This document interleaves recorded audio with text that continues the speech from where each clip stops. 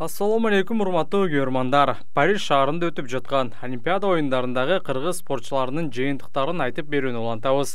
Бул чыгарылышта Амантур Исмаилов коло медаль үчүн күрөштө эмнеге отурду. Чыныгы сыймык эртең 9 августта күрөшө турган Айсулуу Тыныбекова алтын ала алабы. Алгач кайсы балбан менен күрөшөт? Алдыда ушул жана башка суроолорго жооп беребиз.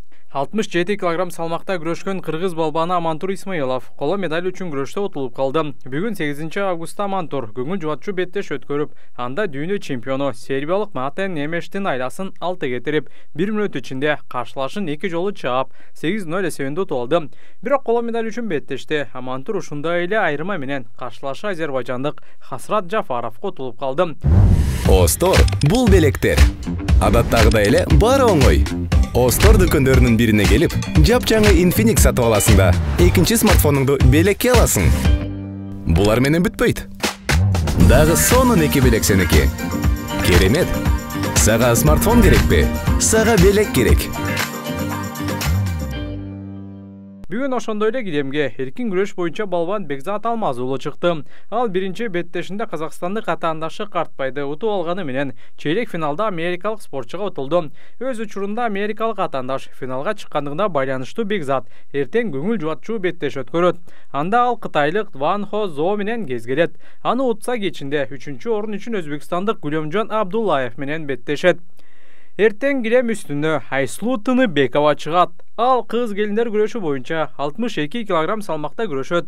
Дүйнөнүн 3 жолку, Азиянын 6 жолку чемпиону, Токио Олимпиадасынын коло медаль ээси, Азия оюндарынын 1 алтын, 2 коло медаль ээси, кыргыздын баатыры эртең Бишкек убактысы боюнча саат 15:15 килемге чыгат. 8-1 финалда ал нигериялык Эстер Колобале менен беттешет. 22 жаштагы балбан Африканын 2 жолку чемпиону, 2023-жылы Африка оюндарында 1-чи орунду ээлеген.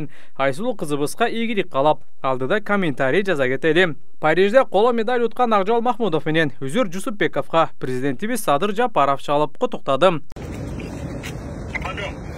Алло, ассаламу алейкум, Садыр Мамаевич. Ассаламу алейкум, кандайсыздар? Акжол Үзүр.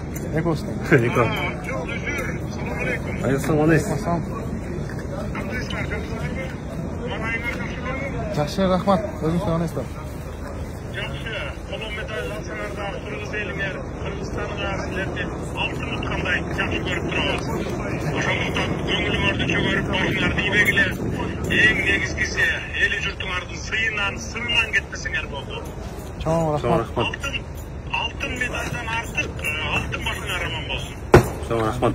Спортту жакшы түшүнгөн адам катары айтайын, ар дайым эле жеңиш боло бербейт. Тактыктуу жеңиле да билиш керек өзү. Кыргыздын балбандарын бир эле Кыргызста же коңшу өлкөлөр эле эмес, дүйнө жүзү жакшы билишет. Айрыкча силерди мына кирем күрөшүн көркүнө чыган балбандар катары жакшы тааныйт, жакшы сыйлашат. Мына ушуну унутпагыла. Чоң рахмат. Болдуңузга.